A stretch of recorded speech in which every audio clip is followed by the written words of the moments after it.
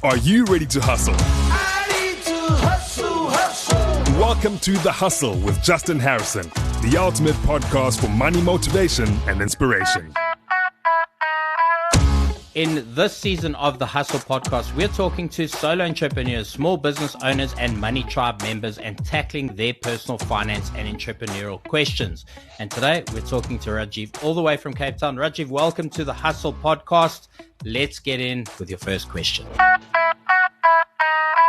Thanks, Justin, for having me on the podcast. Really appreciate the time here. I have 3 questions for you today. First question, if you had to be running our country, what would you do right now to drastically change the situation in terms of Eskom and in terms of our fiscal policy? Because currently we're bleeding money from every single avenue right now. Sure, that's a deep question. And I think, I'm going to answer this as a pure blue-blooded capitalist. The first thing I would do is I would get government the hell out of business. I believe that good governments govern and they shouldn't be in business. I think there should be a separation between state and business. I don't think state-owned enterprises should exist in the first place. I really do believe in privatization. But having said that, I think there needs to be a very strong level of governance so that the privatized businesses don't overcharge, they don't monopolize, they don't abuse the system, and they don't abuse consumers. So I believe a government that is 100% focused on governance and gets the hell out of considering profit and focuses on the issue of governance is going to be a better government. The second thing I would do immediately, and this is going to ruffle everyone's feathers, I would do away with black economic empowerment. Absolutely immediately. I don't believe that it is benefiting the masses. I would bring back immediately as a replacement to black economic empowerment the trades and incentivize businesses to take on apprenticeships, to bring young people into their businesses, to get tax breaks and tax incentives to employ the masses. And I would let government get the hell out of the way and get business to get going with business. As far as the Eskom issues, I think that problem almost immediately solves itself just by doing that. I think that immediately solves the problem. Yeah. And the next thing I would do without a question is I would dramatically trim down the cabinet. If we look at the cost of salaries in the government sector, we're looking at 780 billion rand in expenditure. It is equating to more than a third of our fiscal in terms of GDP. We are just absolutely bleeding cash on salaries for people that literally are not doing their jobs. And then I'd say the final thing I would do is I would absolutely put a review process in place that measures people against performance in the state. If they don't perform, they're out. And so I would treat the state like a business, but I would get it the hell out of business immediately. Okay. I hear you totally in terms of cabinet size. And you speak to about trimming that. I mean, we're taking our tax money, paying that over through to the cabinet. The cabinet is paying tax on that money as well, so that's already a big problem. But yes, I get totally what you're saying.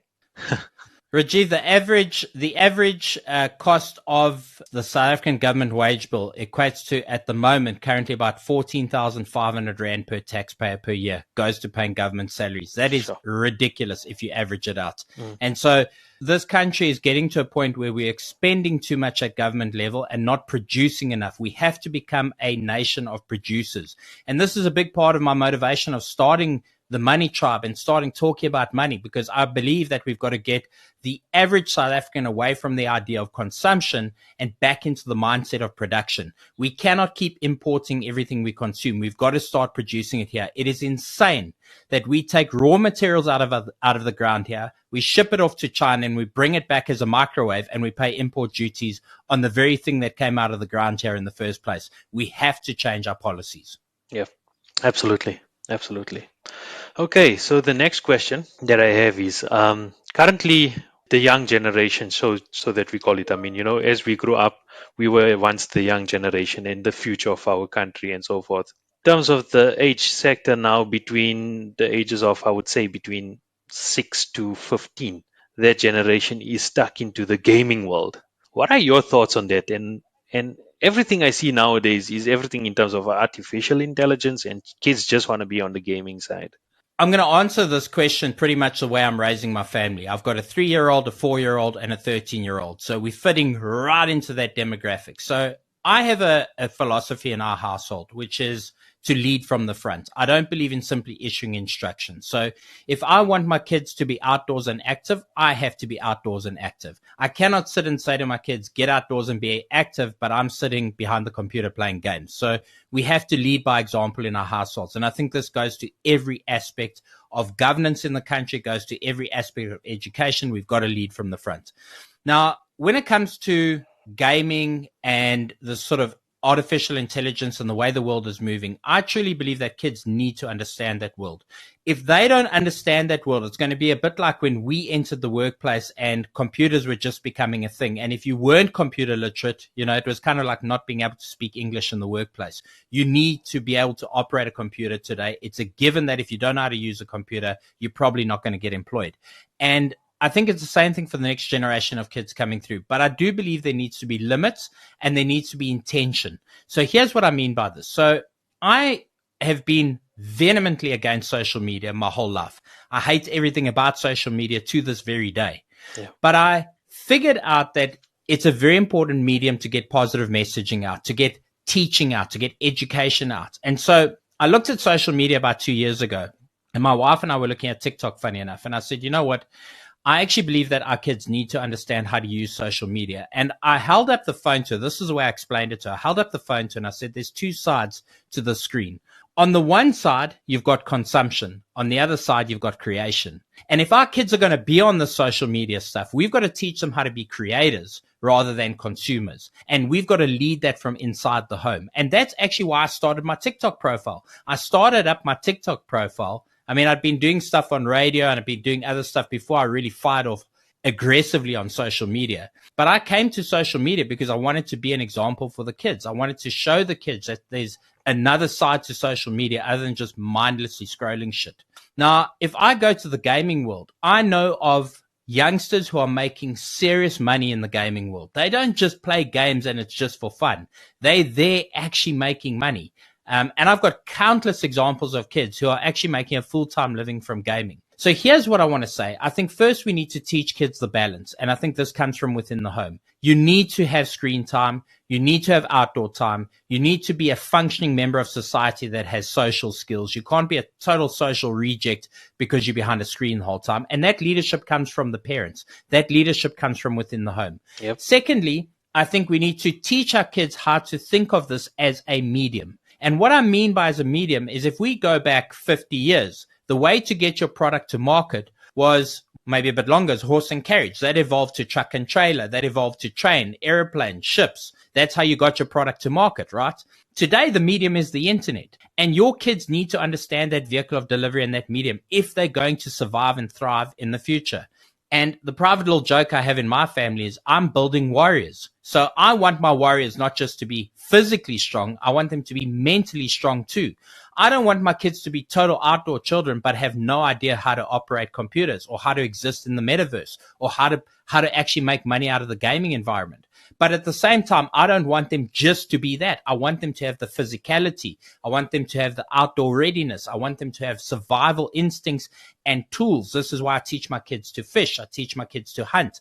So I think we have a more important role now than ever as parents to really focus in on not just educating our kids, but really going deep into the world and understanding the world that we need to prepare them for is completely different than the world we came from. And so I'm not against gaming. I'm against somebody who games 100% of the time. I'm not against somebody who's, spending time in the metaverse. I do have a problem with it if they've got no social skills in the real world. And so I think it's this balancing act. And I think if you raise your kids with that perfect balance and you teach them all aspects and all sides, the world is their oyster, because what they're competing against is people who are all in on gaming, people who are all in on the metaverse and don't possess the social skill sets and don't possess the real world aspects. And if you can give your kids all of those things, they are going to be absolutely invincible in the future. Yeah. Look, I totally agree in terms of the balancing aspect is so critical amongst us as parents that we need to make sure that we instill that within our kids so that they can move forward accordingly. Yeah, I mean, I just go back into our own home. I mean, we disconnected the televisions in our home in 2011. Now, that was back when we still had DSTV.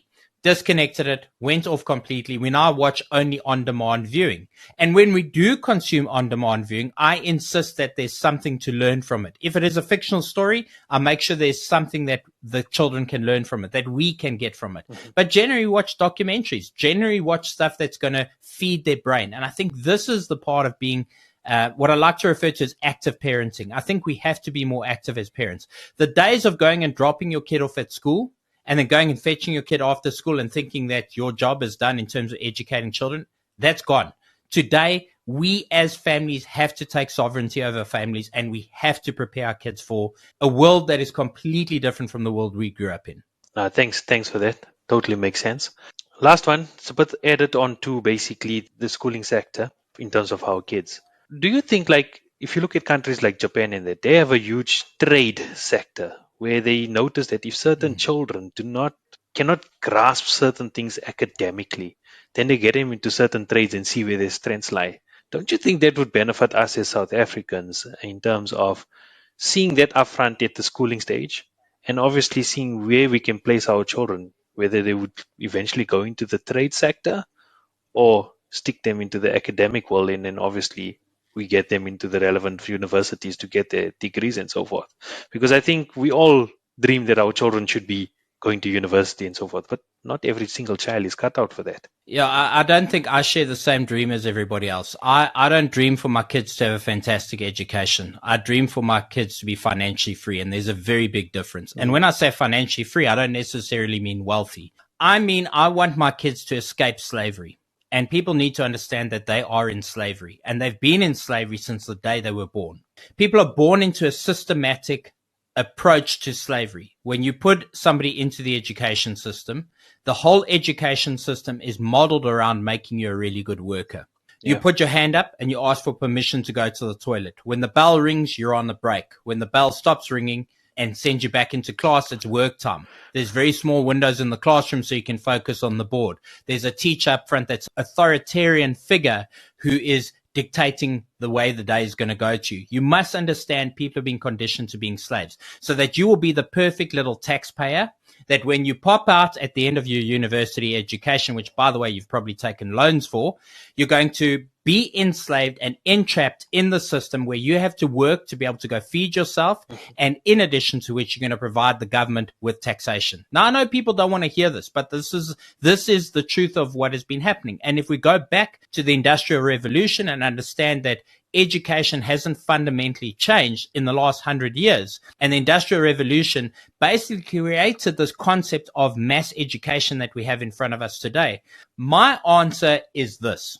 I don't believe that we should be putting everybody in the same box. You can't put a square peg in a round hole, right?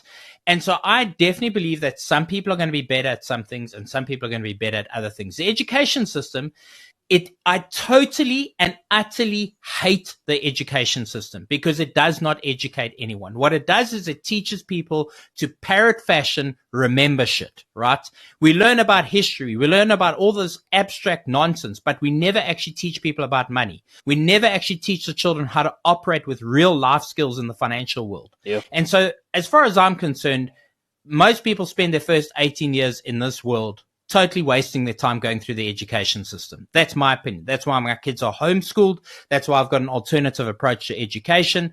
And I've seen it with my daughter who's 13 years old. She is thinking at a level that I never thought at when I was 13 years old because her exposure is different. She wasn't put in that education box. Having said this, I truly believe that trades are fundamental to most people on earth. I really believe this is a critical life skill. I think that every education system should at a very basic level provide some kind of basic trade.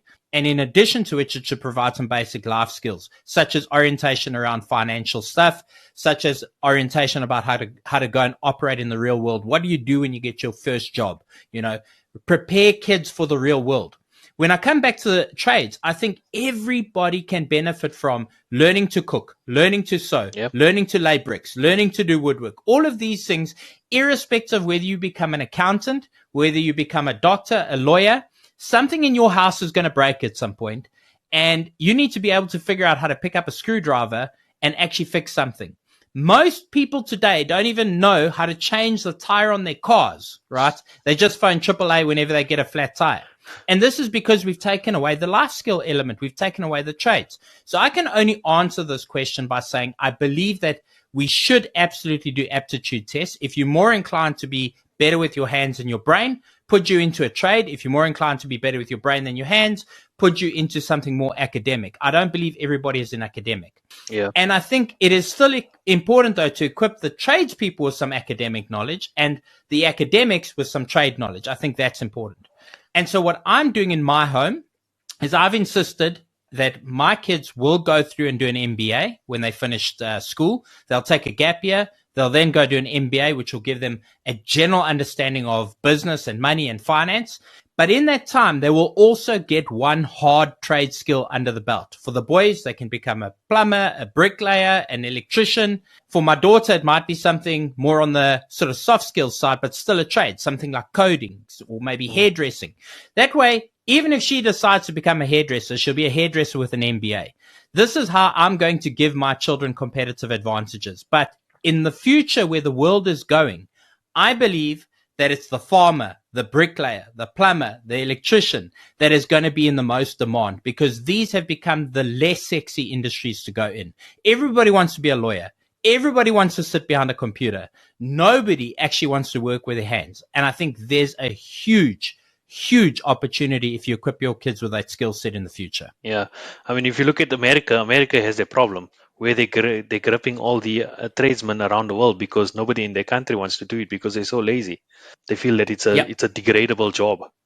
I've got a good friend who's a multi-millionaire and has been for the last 4 decades by doing one very simple task. He's got a business that's called the honeysucker business. It goes and sucks out all the poo out of the soak pits when they get too full. And he literally says, nobody wants to do this job, but there's money in shit, right? And that's exactly what you're saying. People don't want to get their hands dirty. And I think there's going to be so much opportunity to make real money and create incredible lives of substance. I think farmers are probably going to be one of the most in-demand professions in the future because it is a skill set. People think, oh, you just buy a farm and plant stuff. It's a skill set. There's generational knowledge that needs to get handed down. Yeah. And so, if you're a first-generation farmer and you want to farm successfully, you're going to have to go and study agriculture.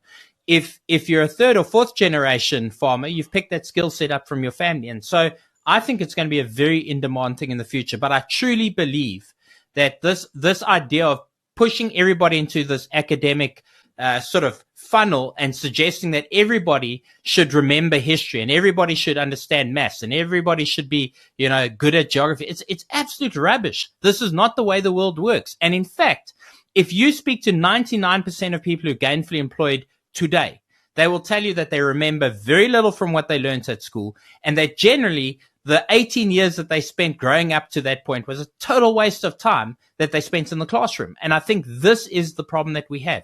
So I don't want my kids to wait till 18 to have the skill set to earn money.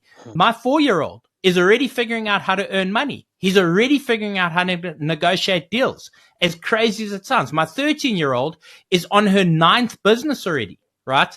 And I'm not suggesting everybody should be an entrepreneur, but I am suggesting we should equip children with an entrepreneurial mindset, because the entrepreneurial mindset is how do I solve problems? The educational mindset is how do I remember a whole bunch of shit out of a textbook to pass a test? And it's not the same language. Yeah.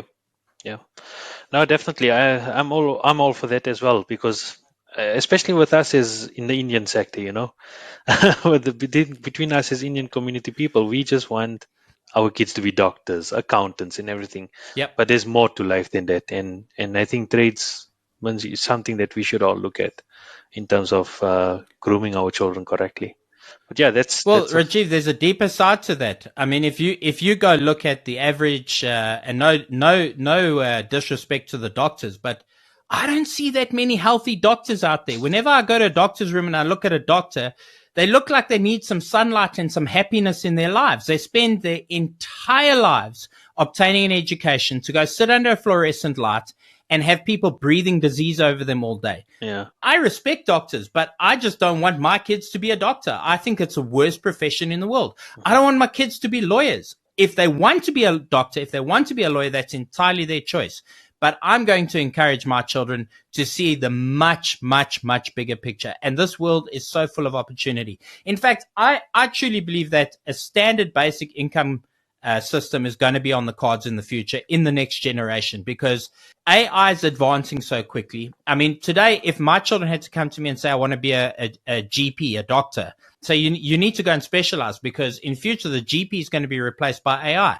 You're going to go to the pharmacy, put your finger in a little hole. It's going to pinprick you, draw your blood, and tell you exactly what's wrong with you, write your script, and issue the medication. And so, same thing goes for lawyers. And so we have to teach our kids to think differently.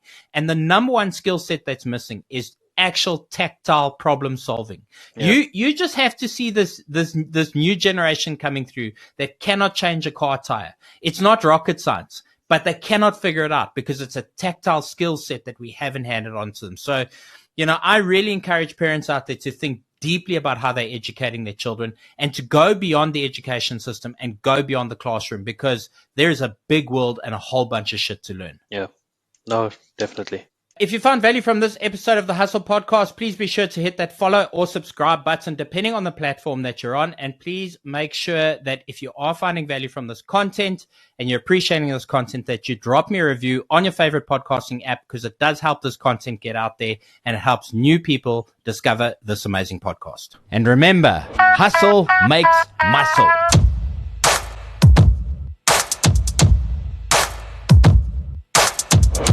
Stay motivated by The Hustle. Talkers talk, but hustlers hustle.